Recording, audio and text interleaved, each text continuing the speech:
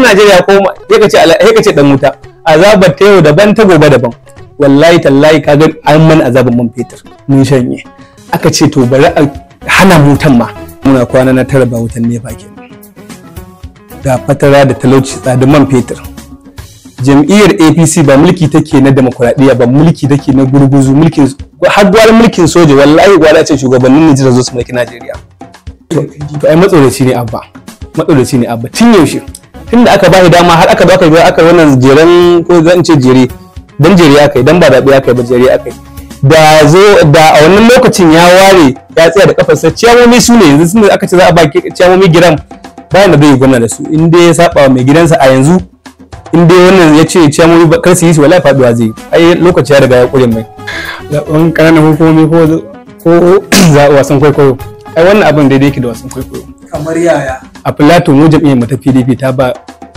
NNPP kansila mu duk da dai ba mu shiga wannan zaben ba saboda mun san koyi kamar yanda shi jagoran sa yayi da wannan lokacin ma haka zai yi yasa ba mu shiga wannan zaben ba daman tuntuni ma kun tsoro da jam'iyyar ta fi karfin haba jam'iyyar PDP ba aka yi magana jam'iyya ta biyu a Najeriya har kai magana wai akan za mu ji tsoron wata jam'iyya gwamnatin mu nawa me suke da shi gwamna ɗaya ne suke da shi ba wata jam'iyya da muke tsoro a Kano ai ba wani aiki da abba ya kirkira a yanzu in ba dai na tsallaka titi wannan flyover a wannan gada da yake ta tsallaka titi ba ita kawai da sani sai fenti da aka dinga yi wa gefen gadoji shine kawai na san abba yayi amma ba wani aiki da za a ce wai ya zo yayi a Kano sunana Honorable Sani Muhammad Najabir karamar hukumar Rage mazabar Kwaciri kasancewarka dan jam'iyyar PDP me za ka ce game da zaben kananan hukumomi da ya gabata wanda jam'iyyar NNPP ta lashe zaben kananan hukumomi ko wasan kwaikwayo ai wannan abin daidai yake da wasan kwaikwayo kamar yaya a Plateau mu jam'iyyar mu ta PDP ta ba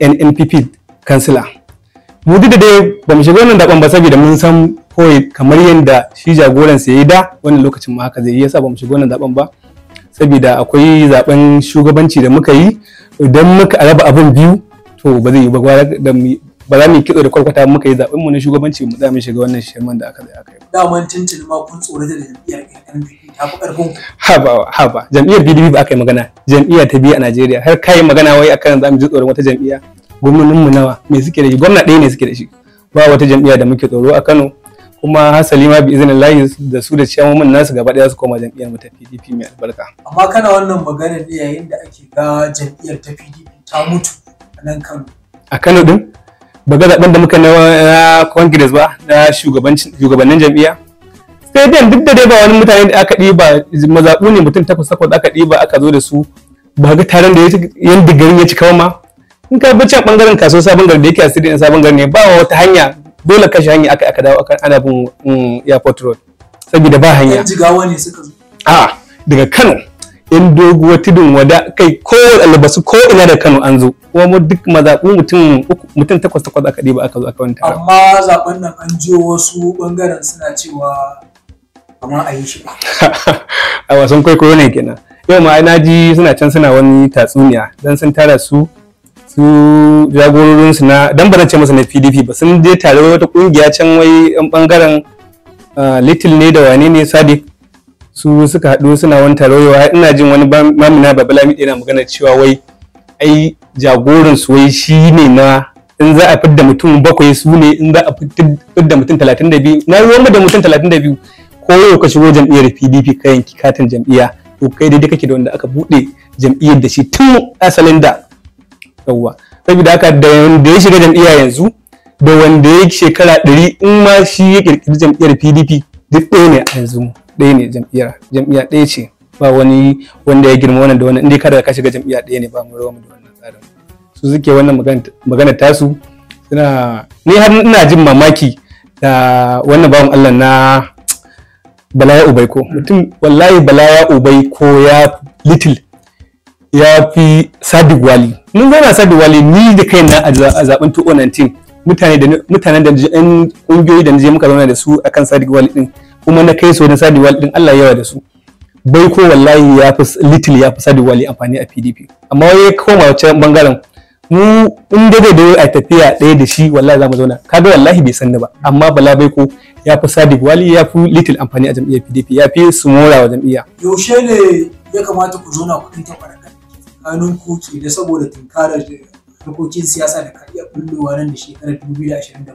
To mu har gobe kofar mu a buɗe take, ba mu faɗa da kowa. Zaɓe ne an riga an yi kuma ba za a canza ba. Idan ka ga zaɓe ya canza sai dai in tenuwa ta ƙare.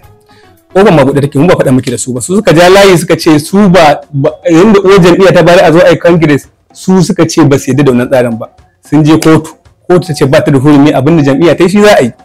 Shi ne dai gaskiya abin da samu kai, amma mu har yanzu in sun zo kofar mu a buɗe take, mu zo mu tafi a baki da tafiya ɗaya. Suna kallon kamar jagoran ku a tsohon gwamnan Kano sanata Shekaru sai da iya wasu mutane yan lelansa kawai yake tafiya, su baya sa su a jikinsa. Yasa suke ainihin kawo suke ga cewa ba a yi musu adalci. Allah ji kan imamu ba dan ya mutu ba. Saddaunan Kano ai duk wanda bai gode Shekaru ba a Kano ba zai zage shi ba. Ba fa nasa aka yi wa ciyaman fati ba. Dan gidansa sakatare kawai aka dauka aka bayar. Duk ɗan tsohuwar jam'iyyar PDP hasali ma ciyaman fati ma yaron yayi kwankwaso kwamishina a gwamnatinsa. Yayi kwankwaso kwamishina ciyaman fati kansa. To kuma shi aka zo aka ba Allah ya taya mai Honorable Yusuf Ado Kibiya, har gobe shi muke bai'a da shi, kuma shine da babban shugaban jam'iyya. Saboda haka a yanzu a Kano babu wani wanda ya isa ya ce shine ciyaman fati a Kano, wallahi kama shi za mu sa ayi. Babu wani da ya isa ya ce shine ciyaman fati bayan Yusuf Ado Kibiya. Me za ka ce game da yanayin ayyuka da gwamnatin jihar Kano ke cikin jagoranci da irin da gwamnan Kano Abba Kabir Yusuf? To aiki ka ce fa, ina ke aikin? Misali ga ayyukan gadoji nan, ga gyare-gyaren makarantu nan da sauran ayyuka faye-faye da ake. Gada ka ce. A ko'ina. Gada ka ce, ni ai ban ga inda aka yi titin ba, da ka faɗa min inda gada take ko ta tsallakawa. Akwai misali, akwai wato 5 km da ake. Okay, sai ka ce tsohon aiki. Ai ba wani aiki da Abba ya kirkira a yanzu, in ba dai na tsallaka titi wannan flyover a wannan gada da yake ta tsallaka titi ba, ita kawai na sani sai fenti da aka dinga yi wa gefen gadoji shine kawai na san Abba yayi, amma ba wani aiki da za a ce wai ya zo yayi a Kano. Ni ban gani ba, shekara biyu kenan. Shekara ta farko ta kare da rigimar zabe, shekara ta biyu za ta kare da rigimar masarautu, to yanzu za ta kare kuma da rigimar, shekara ta uku kuma za a shiga da rigima da jam'iyyar, tun daga yanzu ta hau layin darewa gida biyu. Inda ka ga shi sakataren gwamnatin har wajen zaɓe bai je ba. Mun gani zaben da aka na ciyamomi bai je ba, umaran da aka rantsuwa bai je ba. Kaga jam'iyyar NNPP da mun san guda biyu ce, to yanzu ta kasu gida uku kenan. Bangaren NNPP da shi bangaren wasan Barista Dalhati da yace shine wanda uwa ta sani, yawa da bangaren mai Bible din nan mai kayan marmari da kuma mai littafi. Da mai Bible da mai kayan marmari. Kuma wanda aka sani da mai kayan marmari ita ce jam'iyya ta ainihi. Wa jam'iyya ita ta sani, ainihin ita ta sani. Mai Bible ko mai littafi? A'a, mai Bible dai. Mu Bible muka gani ba littafi ba. Kana ganin wani abu ka san Bible ne. A ɗauko littafi, in littafi ne mun san littafi ne, amma na Bible ne. Yawa. Ya kake ga wannan tafiya da ake ta Abba tsaya da kafar? Matsayin karɓar jam'iyyar PDP. To ai matsoraci ne Abba. Matsoraci ne Abba. Tun yaushe. Tun da aka bashi dama har aka zo aka wannan jeren, ko zan ce jere. Dan jere aka yi, dan ba zaɓe aka yi ba, jere aka yi. Da a wannan lokacin ya ware ya tsaya da kafarsa, ciyamomi su ne yanzu tunda aka ce za a ba ciyamomi giram, bayan da zai yi gwamna da su, in dai ya saba mai gidansa a yanzu, in dai wannan ya ce ciyamomi kar su yi su, wallahi faduwa zai. Ai lokaci ya riga ya kure mai. Ba zai iya tsayawa da kafarsa ba. Abba matsoraci ne, ba abin da ya sayi gaskiya, ba inda zai iya tsaya da kafarsa ba. Me za ka ce game da yanayi da ake ciki a ƙasa? To mu yanzu a ƙasa yau muna kwana na tara ba wutan nefa kenan. Ga fatara da talauci, tsadar man fetur. Jam'iyyar APC ba mulki take na demokuraɗiyya ba, mulki take na gurguzu, mulkin har gwara mulkin soja, wallahi gwara a ce shugabannin Nijar zo su mulki Najeriya. Yanzu a ce wutan nefa arewa har kwana tara ba wutan nefa, shugaban ƙasa yana nan, mataimakinsa yana nan, ministan wutar lantarki duk suna nan, a ce kwana tara ba mu da wuta. Yanzu ka duba nan gidan da na zo, in dai ba sola bace da ba ku da wutar lantarki.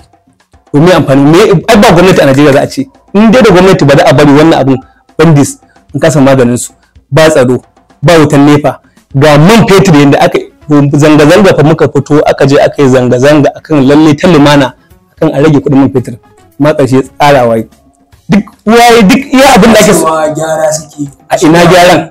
Gyara wani lokacin sai an zo an matsa. Ka ji mutum yana ihu da sai dariya. To ai mun gama ihun, kaga dare da muka yi, ai mun yi ihun an matsa, in dai ba mutuwa ake so mu yi ba, yasa ne ina wani mutum da naji iya magana ya ce wallahi magana da yake cewa ai in Najeriya koma yake ce dan wuta azabar ta yau daban ta gobe daban.